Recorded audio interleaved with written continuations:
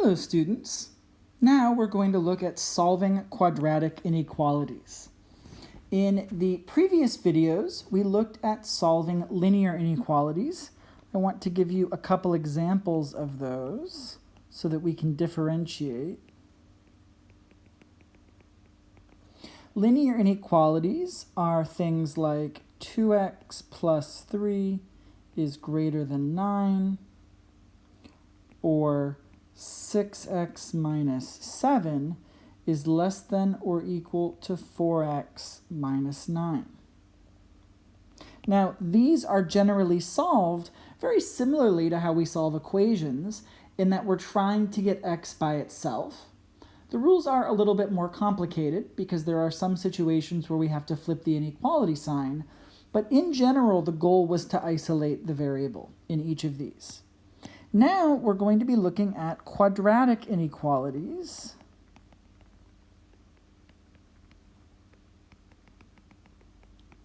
These are going to be more complicated. Two examples of quadratic inequalities are x squared minus 6x plus 8 is less than or equal to 0. And then also we've got another one, 2x squared plus 3x is greater than 9. These are more complicated because we can't just isolate the variable. It's impossible to get x by itself here because there's two terms with x and they're not like terms. So when we're doing these, we're going to have a very specific process, and it's going to be a little bit more complicated, actually fairly more complicated, than solving linear inequalities. What we're going to do is we're going to go through the steps of the process. I'm going to explain them, and we're going to go through an example using them.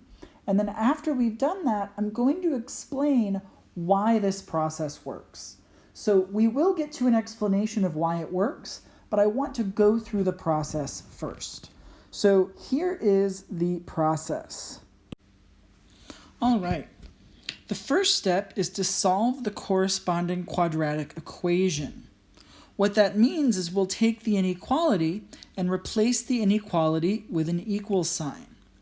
We know how to solve quadratic equations by factoring, or by the square root property, or by the quadratic formula, so we should be able to do this pretty easily. Once we have the solutions, we will plot the solutions, called critical numbers, on the number line. And this is important. If we have a greater than or less than inequality, we're going to plot them with an open circle. And if it's greater than or equal to or less than or equal to, we'll use a closed circle, which corresponds to what we do when we have regular linear inequalities. We'll see all of this done in an example in just a moment, but I want to go through the rest of these steps. Once we've done that, once we've plotted these solutions on the number line, that splits the number line up into a few different intervals. And we're going to make a Sine chart for the inequality to determine whether each interval corresponds to positive or negative values. That's going to be the key here. And this is something that's completely new to you, so we will go through it very slowly and carefully, and I will explain everything as we do it. And then finally, we will shade in the intervals that satisfy the inequality. Now, all of these instructions make no sense until we go through an example. So let's do an example together. Let's solve the inequality x squared minus 6x plus 8 is less than or equal to 0. All right, remember the first step is to solve the corresponding quadratic equation. So what we're going to do is we're going to solve x squared minus 6x plus 8 is equal to 0. This is one that we can solve by factoring. To use the unfoiling method, we need to find two numbers that have a product of 8 and a sum of negative 6. Those numbers are going to be negative 2 and negative 4. Once we've found them, we can set each factor equal to 0. And we can solve each of these equations we end up with x equals 2 or x equals 4. Those are our solutions. So what we're going to do is we're going to make a number line, but I'm going to leave a little bit of space above the number line. You'll see why in just a minute. We want to make sure that 2 and 4 are very prominently displayed on the number line. And we need to plot the solutions, which we call critical numbers, on the number line. And we need to use an open circle for greater than or less than, and a closed circle if it's allowed to be equal. Now in this inequality, it's allowed to be equal, so we're going to do closed circles there.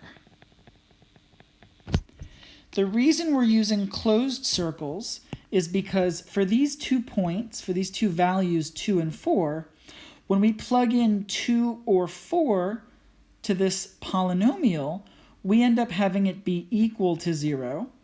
And because this inequality is less than or equal, that means that those numbers are solutions. Because when we plug them in, we get 0, and 0 is less than or equal to 0. That's why we use closed circles.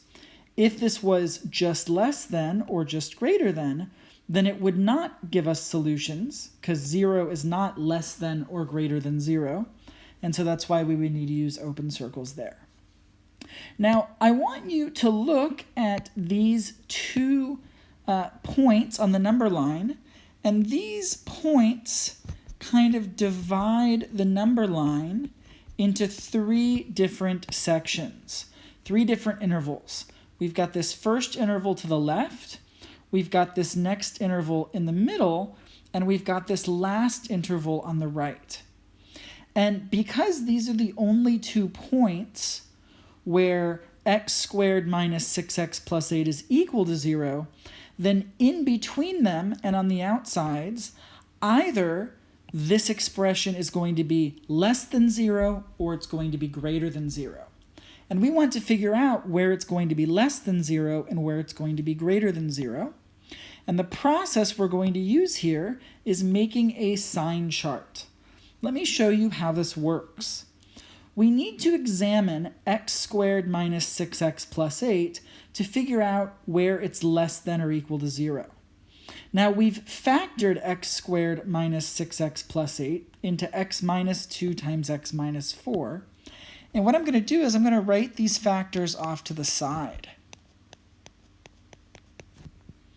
We're going to look now at each of these factors and these different intervals, and we're going to decide whether the factor is positive or negative on each of these intervals.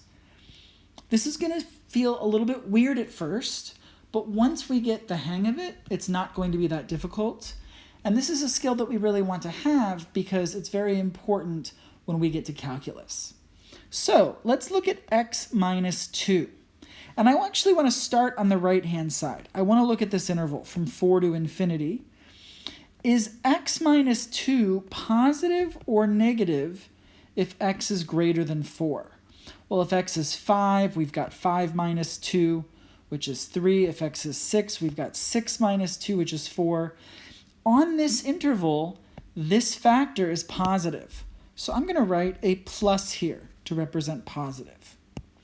Let's look at the interval here between 2 and 4. If x is between 2 and 4, is this going to be positive or negative?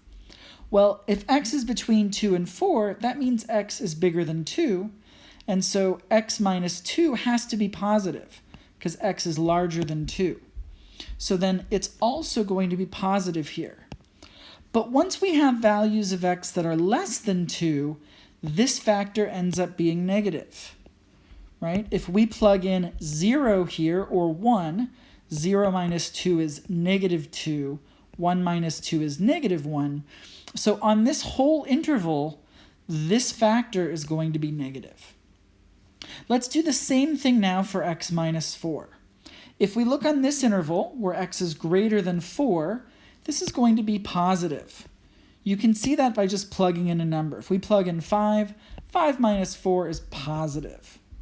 If we look in between 2 and 4, though, it's going to end up being negative, right? If we take 3 and plug it in, 3 minus 4 is -1. And then the same is actually true to the left. If we plug in any one of these numbers, this ends up being negative as well. 0 minus 4 is negative, 1 minus 4 is negative, etc. In fact, if you look, this factor x minus 4 changes signs specifically at 4. And this one, x minus 2, changes signs specifically at 2. Now, once we've done this, we can use this to figure out whether the whole polynomial is positive or negative on each of these intervals. In this first interval, the first factor is negative and the second factor is negative. A negative times a negative ends up giving us a positive. In the middle interval, we've got a positive times a negative. That's going to give us a negative. And on this third interval, we've got a positive times a positive, which is going to be positive. So the result of our sign chart is that we know that this expression is going to be positive on the first interval, negative on the second interval, and positive on the third interval. What do we want this expression to be? We want it to be less than or equal to 0. So we want it to be negative, and it's negative specifically on this middle interval. So we're going to shade that in. The last step is to shade in the intervals that satisfy the inequality. And so this ends up being our final graph of the solutions for the inequality. It's all numbers between 2 and 4. And if we want to write that in interval notation, it's going to be bracket 2, 4 bracket. So this is our final answer in interval notation. This is our final answer in graph form. And in general, you're going to be asked to find the final answer to express your answer as a graph and in interval notation. So that is how we do one example. I'm going to go through a few more examples in the videos linked below, but in the next video, I'm going to explain why this sign chart actually matches. I'm going to show you a graph that explains what's going on here.